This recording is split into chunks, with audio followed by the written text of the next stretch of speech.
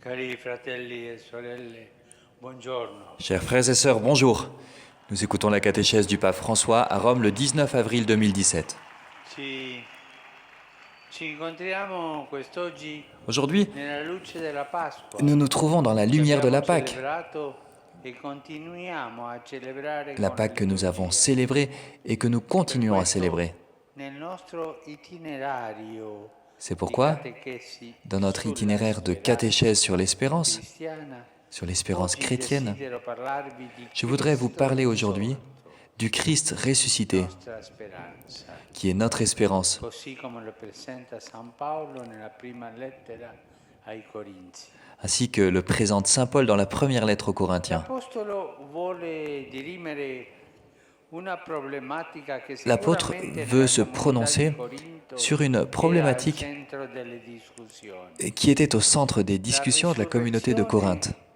è l'ultimo argomento La résurrection, affrontato qui nella est le lettera, dernier sujet ma que Saint Paul affronte dans sa lettre, in ordine di mais qui en importanza ordre è il primo. d'importance était probablement le premier. Infatti, poggia su questo Tout s'appuie en effet Parlando ai sur la suoi résurrection de Jésus. Paolo Il parte s'adresse da un aux dato chrétiens inoppugnabile, che non et il è parle l'esito di d'un- una riflessione d'une information di qualche uomo incontournable, sapiente, qui n'était pas ma un fatto, la simple réflexion d'un un sage, semplice fatto mais d'un che fait, è intervenuto nella Un fait vita di alcune persone.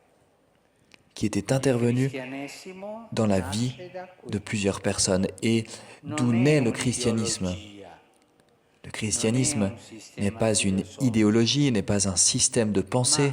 È un cammino philosophique. di fede che parte C'est un chemin de da foi un avvenimento qui se base sur un testimoniato événement dai primi discepoli di Gesù. dont ont été témoins les premiers disciples de lo Jésus. riassume in questo Paul modo. le résume de cette manière. Gesù è morto per i nostri Jésus peccati, est mort pour nos péchés. fu sepolto, Il a été e il mis au terzo tombeau giorno è risorto, et le troisième jour, ed è il est apparso ressuscité a Pietro et il est e ai apparu 12.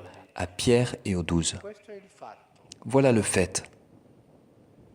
È morto, è sepolto, Il est mort, è il a été mis au risorto, tombeau, è il est apparso. ressuscité, il est apparu. Cioè Gesù è vivo. Jésus est vivant. Questo è il nocciolo del messaggio Voilà cristiano. le centre du message chrétien.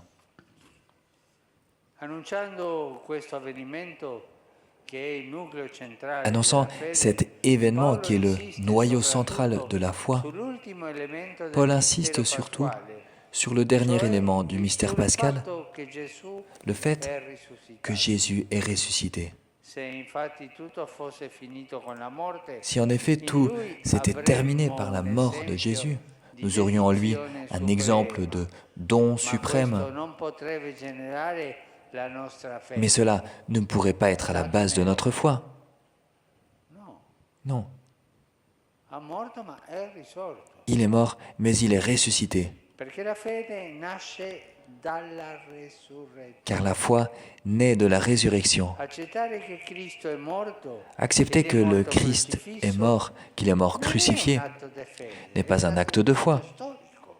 C'est un simple fait historique. Invece, credere che è Mais risorto, croire sì. qu'il est ressuscité La est un nostra acte de fede foi. nasce il Notre, mattino di Pasqua. notre foi naît au matin de Pâques. Paolo fa un elenco delle persone a cui Gesù risorto appare. Paul établit une liste des personnes auxquelles Jésus ressuscité est apparu. Di tutti i racconti pasquali e di tutte le persone che sono entrate in contatto con il risorto. On a comme un résumé de tous les récits de Pâques, Nell'elenco ci sono Cefa, la liste des cioè personnes Pietro, auxquelles Jésus est apparu. Tout d'abord Céphas, c'est-à-dire Pierre, ensuite les 12, ensuite 500 frères, molti dei quali potevano rendere ancora la loro testimonianza. dont certains, un grand nombre d'entre eux pouvaient encore rendre témoignage Ultimo della lista, de cette apparition. come il meno Et puis, degno di tutti, en dernier de la liste, Saint Paul,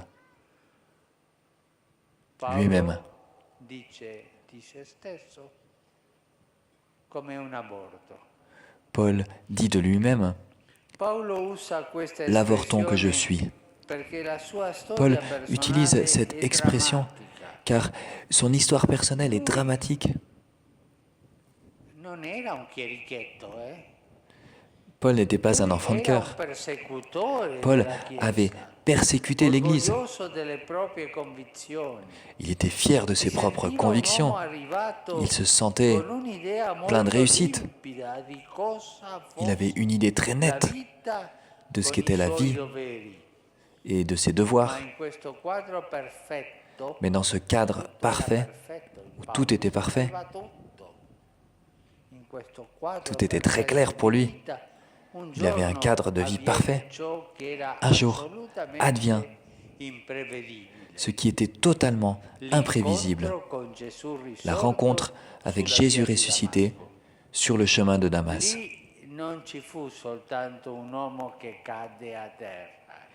Il n'y eut pas là seulement un homme qui tomba par terre. Il y eut l'événement qui transforma sa vie. Il était persécuteur et il est devenu l'apôtre. Car j'ai vu Jésus vivant, j'ai vu le Christ ressuscité. Voilà le fondement de la foi de Paul, de la foi des autres apôtres, de la foi de l'Église, de notre foi. Qu'il est beau de penser que le christianisme est cela fondamentalement. Il n'est pas tant notre recherche de Dieu,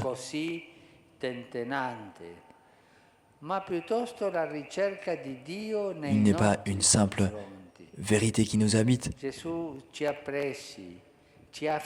C'est Jésus qui est venu à notre rencontre, qui nous a pris, qui nous a conquis et qui ne nous abandonnera pas. Le christianisme est grâce. Le christianisme est surprise. C'est pourquoi il présuppose un cœur capable d'être surpris. Un cœur fermé, un cœur rationaliste n'est pas capable de surprise, de stupeur. Il ne peut pas comprendre ce qu'est le christianisme. Car le christianisme est grâce. Et la grâce ne peut être perçue, ne peut être rencontrée encore plus que dans la stupeur, la surprise.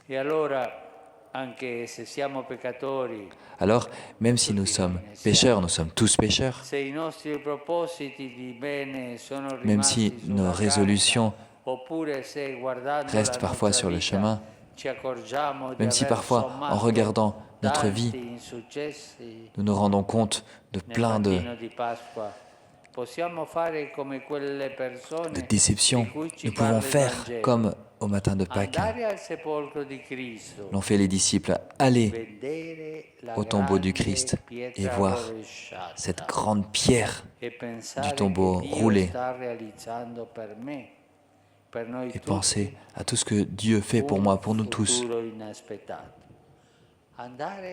La surprise que Dieu nous fait. Et nous devons aussi aller à notre tombeau. Nous avons tous un tombeau à l'intérieur.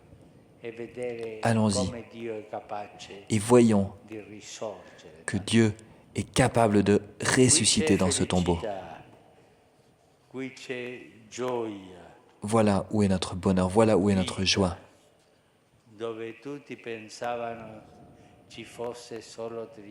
Là où tous pensaient qu'il n'y aurait que de la tristesse, une défaite, de la douleur, Dieu est capable de faire grandir les plus belles fleurs au milieu des pierres les plus rugueuses. Être chrétien, c'est ne plus se baser sur la mort, mais sur l'amour de Dieu pour nous. Dieu qui a été plus grand que la mort, plus grand que le néant. Une seule bougie allumée est capable de vaincre la plus obscure de nos nuits. Voilà ce que crie saint Paul. Où est, mort, ta victoire? Où est-il ton dard venimeux? Aujourd'hui, à Pâques, nous reprenons ce cri. Nous disons pourquoi nous sommes heureux, nous sourions.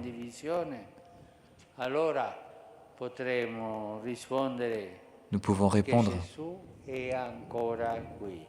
Jésus est là, il est encore là, il continue à être vivant. Il est là, il est sur cette place ce matin, il est vivant, il est ressuscité.